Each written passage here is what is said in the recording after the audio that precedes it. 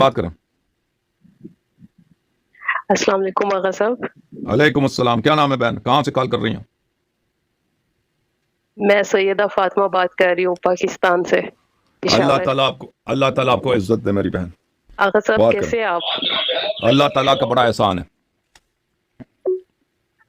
آغا صاحب آپ سے مجھے دو سوال پوچھنے ہیں. جی پوچھ لیں. میرا پہلا سوال یہ ہے کہ واقعہ کربلا کے بعد 2 سال بعد مدینہ میں واقعہ ہرا ہوا تھا، تو اس میں جو ہم نے سنا ہے کہ بدامنی پھیلی تھی، تو اس کے سلسلے میں ہم نے سنا ہے کہ لاہور میں ایک بی بی دفن ہے، مولا علی کی بیٹی بی بی رقیہ سلام اللہ علیہ. تو آپ مجھے اس بارے میں حقیقت بتائیں کہ کیا مجھے واقعی نہیں معلوم یہ اس کا. یہاں پہ جو مجھے لاہور میں بی بی دفن ہے کیا یہ مولا علی کی بیٹی ہے؟ بہت آپ اس بعید ہے. واقعے پر تھوڑا روشنی ڈالیں.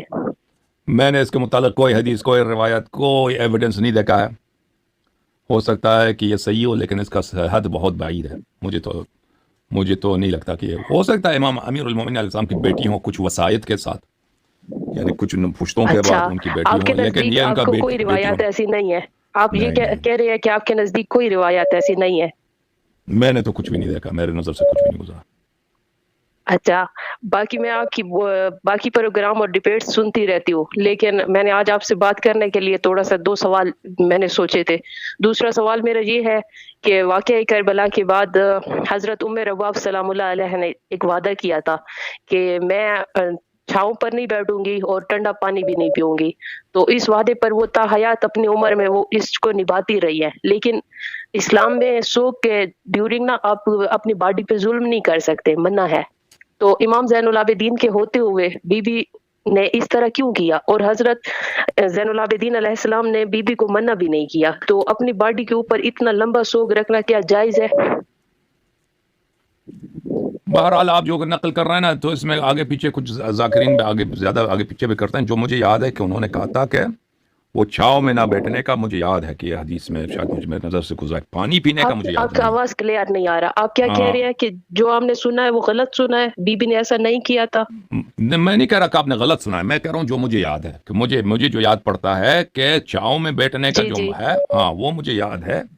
اس طرح مجھے یاد پڑتا اچھا ہے تو ہاں کہ اس طرح بات تھی. تو حضرت امام حسین علیہ الصلاۃ والسلام کی جو شہادت ہے وہ اتنی مصیبت ہے کہ وہ اس مصیبت کو ہم نہیں سمجھ سکتے. ٹھیک ہے نا. اور میں اس مسئلے پہ بات نہیں کرنا چاہتا. بہرحال خدا حافظ. کیونکہ یہ بات ہی آپ نے ایسے کیا کہ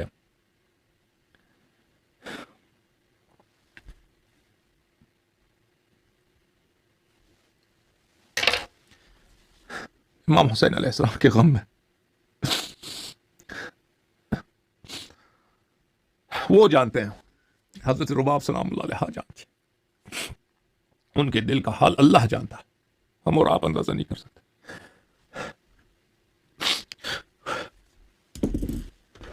وہ جانتے، اللہ جانتا.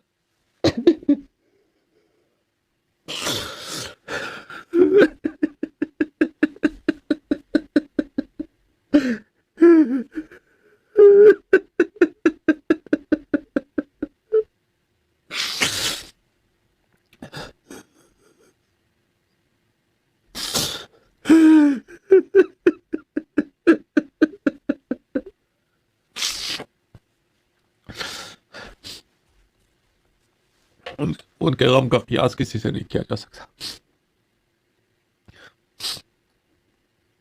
امام حسین علیہ الصلاۃ والسلام، بس اس کو چھوڑ دیں. یہ بے ادبی ہے اس طرح کا سوال کرنا، یہ بہت بڑی بے ادبی ہے اس طرح کا سوال کرنا. یہ بہت بڑی ناسمجھی ہے اس طرح کا سوال کرنا. تمہیں کیا معلوم، ہمیں کیا معلوم، ہم کون ہیں.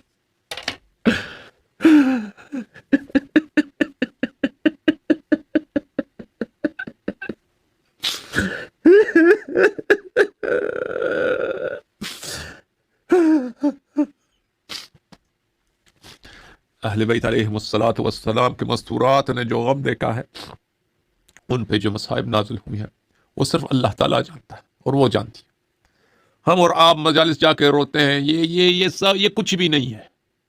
یہ کچھ بھی نہیں ہے. آپ کبھی یہ نہ سوچیں کہ آپ کو پتہ ہے کہ ان کی مصیبت کیسی ہے. اللہ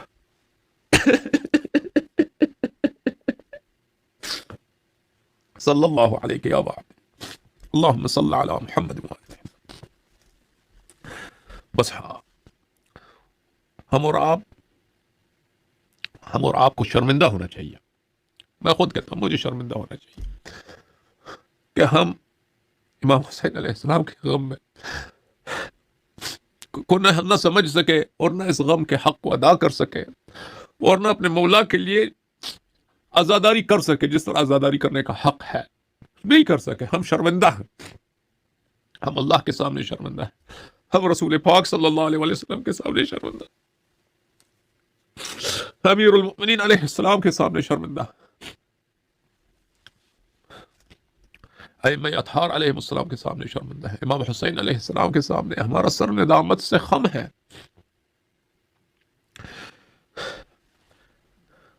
اہل بیت طاہرین علیہ السلام کی بیویوں کے سامنے ہم بہت ہی شرمندہ ہیں۔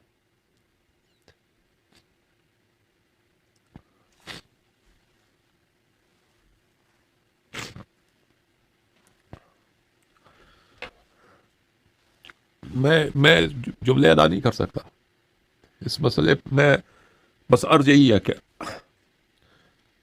ہے کہ ہم اور آپ بہت ہم جہالت میں ہیں، ہم بہت ہی، جب ایک وقت آئے گا کہ ہم اور آپ کو پتہ چلے گا کہ ہم کس طرح جانور تھے، جب پردے اٹھیں گے، جب وقت پتہ چلے گا، جب اپنی قصور پر اپنی کوتاہیوں کا ہمیں اندازہ ہوگا تو یہ پتہ چلے گا کہ ہم جانور سے بھی نیچے تھے۔